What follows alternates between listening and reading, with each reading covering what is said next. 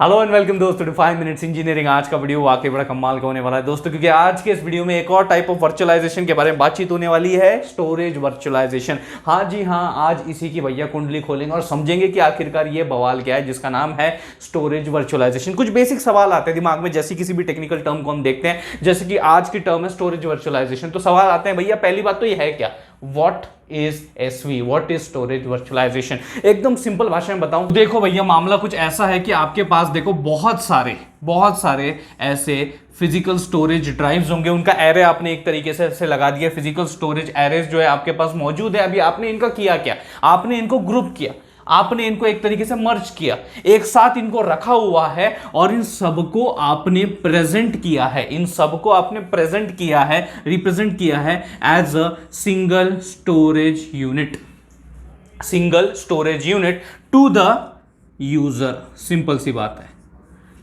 इस तरीके से मामला आपका चल रहा है। मतलब ऐसे बहुत सारे अलग अलग स्टोरेज ड्राइव्स जो है, फिजिकल स्टोरेज जो है आपके पास होंगे, मौजूद होंगे। आपने सिर्फ उनको मर्ज किया, एक साथ रखा, ग्रुपिंग किया उनका और उसको बोल दिया एक यूनिट है भैया, उसको प्रेजेंट किया कि ये आपका सिंगल स्टोरेज यूनिट है। यही वो लोकेशन है, यही वो यूनिट है जिसको आपको अप्रोच करना है। आपको मतलब यूजर को बोला गया कि भैया यही एक यूनिट है जिसको आपको अप्रोच करना है, यहीं पे आपका एक्सेसिबिलिटी रहेगा आपके स्टोरेज का। तो वॉट का तो मामला क्लियर कर दिया। अब आते हैं अगले सवाल के ऊपर कि वाई, क्यों भैया, क्या जरूरत है, व्हाट इज द नीड कि हमें यहां पे स्टोरेज वर्चुअलाइजेशन यूज करना पड़ा। देखो जिंदगी में अपन कोई भी चीज क्यों करते हैं, जब तक फायदा नहीं दिखता तब तक अपन कुछ भी नहीं करते। तो भैया इसके बहुत सारे फायदे, अनेकों फायदे। तो भैया अपना जो स्टोरेज वर्चुअलाइजेशन है उसके भी बहुत सारे अपने ही फायदे हैं। मेजर फायदों के बारे में आज इस वीडियो में बात करते हैं। शुरुआत करते हैं पहले फायदे से, बहुत ही बड़े फायदे से, जिसका नाम है मैनेजेबिलिटी। हाँ जी, तो जो ये पूरी मैनेजमेंट की प्रक्रिया, जो मैनेजमेंट प्रोसेस होता है, उसे बहुत ही इफेक्टिव और स्ट्रीमलाइन जो है करने का काम आपका स्टोरेज वर्चुअलाइजेशन करता है। देखिए अगर आप एक ऑर्गेनाइजेशन लेवल पे अगर मान लीजिए काम कर रहे हो, आपका भी बहुत सारा डेटा होगा, दिन प्रतिदिन जनरेट होता होगा, एक्सपोनेंशियल लेवल पे जनरेट होता होगा। ऑब्वियस ही बात है, उसको आपने कहीं स्टोर किया है, ठीक है। अब मान लीजिए उनको आपने कहीं फिजिकल ड्राइव पे इस तरीके से स्टोर किया हुआ है, तो ऑब्वियसली उसे मैनेज करने के लिए, उसे मेंटेन करने के लिए आपको अलग से अपनी एक टीम बिठानी पड़ेगी जो कि स्पेसिफिकली डेडिकेटेड होगी फॉर दैट मैनेजमेंट पर्पस, ठीक है। तो वहां आपका बहुत ज्यादा खर्चा तो वैसे भी हो ही रहा है, और प्लस पता नहीं भैया मैनेज सही तरीके से होगा भी या नहीं, depends upon the team that you have selected, ठीक है। तो बहुत सारे ऐसे फैक्टर्स अलग अलग आ जाते हैं, लेकिन यहां पे भैया मामला थोड़ा अलग है। यहां पे आपको as a organization, as a institute, आपको ज्यादा टेंशन लेना ही नहीं आपके डेटा मैनेजमेंट प्रोसेस का, कुछ भी ज्यादा दिक्कत, हेडेक होना ही नहीं चाहिए आपको। और एक और चीज जो अभी ऐड की गई है वो है ऑटोमेटेड मैनेजमेंट सिस्टम। मतलब ऑटोमेटेड सिस्टम यहां पे इंड्यूस किया गया है जो कि इसको एक लेवल और अप लेके जाता है और आपको भैया इस मैनेजमेंट प्रोसेस के टंटे से दूर भगाता है। सिंपल सा मुद्दा यहां पे आपका मैनेजेबिलिटी का बना ही देता है पूरा का पूरा स्टोरेज वर्चुअलाइजेशन। अगला जो फायदा भैया स्केलेबिलिटी। हाँ जी, तो दोस्तों जैसे कि आजकल की आपने सिचुएशन देखा होगा कि भैया डेटा की जो ग्रोथ है वो बहुत ही तेज हो गई, एकदम कातिलाना तेज जो है ग्रोथ से आपका डेटा का जो वॉल्यूम है वो बढ़ते ही जा रहा है, बढ़ते ही जा रहा है। एक्सपोनेंशियल ग्रोथ जो है वो देखने को मिल रही है। तो ऑब्वियस ही बात है, आपका वो जो डेटा बढ़ रहा है उसको स्टोर भी करना है, तो एक तरीके से डिमांड बढ़ रही है कि नहीं। तो उसकी जैसे डिमांड बढ़ेगी उस हिसाब से प्रोवाइड भी होना चाहिए, है ना। तो प्रोवाइड करने के लिए आपको स्केलेबिलिटी भी चाहिए, मतलब आपका उतना स्केल अप भी होना चाहिए वो स्टोरेज। तो यहां पे स्टोरेज वर्चुअलाइजेशन आपकी मदद करता है कि आपकी जैसी डिमांड है, जैसे डिमांड चेंज हो रही है, उस डिमांड के हिसाब से we can add up the capacity to the storage virtualization. अपन कैपेसिटी ऐड कर सकते हैं। अच्छा, डिमांड है कैपेसिटी ऐड,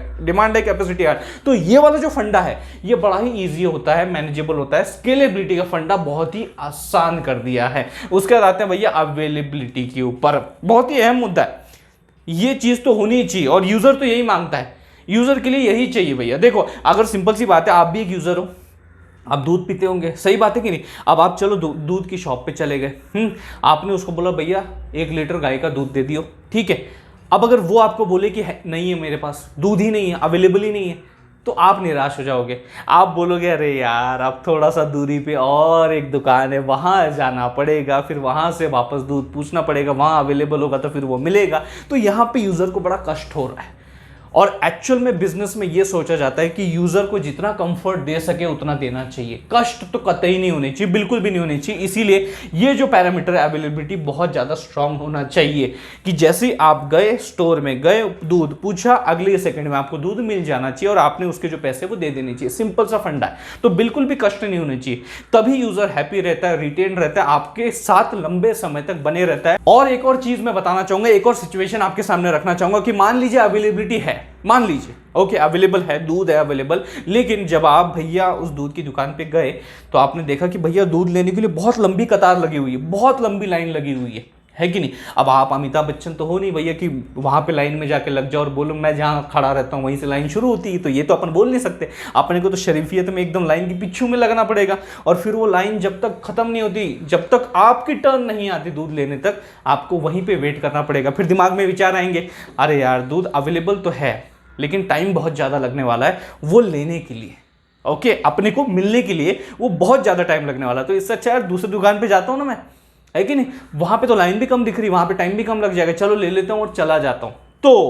तो यहां पे आपने मुद्दा नोटिस किया कि अवेलेबल है, जो चीज चाहिए वो अवेलेबल है बट टाइम लग रहा है। तो ये जो डाउन टाइम है, ये जो डिले है, ये नहीं होना चाहिए, एकदम क्विक फास्ट रिस्पॉन्स होना चाहिए टू द यूजर क्वेरी जो भी आपके पास आ रही है। और यहां पे अवेलेबिलिटी में ये भी पॉइंट जो है वो होता है, वो देखने को मिलेगा under the heading storage virtualization. तो आई होप दोस्तों इस वीडियो के जरिए आपको समझ में आ गया होगा कि स्टोरेज वर्चुअलाइजेशन क्या बवाल है। अगर समझ में आ गया होगा, अच्छा लगा होगा तो इस वीडियो को लाइक कर दीजिए, उससे भी ज्यादा जरूरी इस वीडियो को शेयर कीजिए अपने सारे दोस्तों के साथ। थैंक्स अ लॉट दोस्तों फॉर वॉचिंग दिस वीडियो।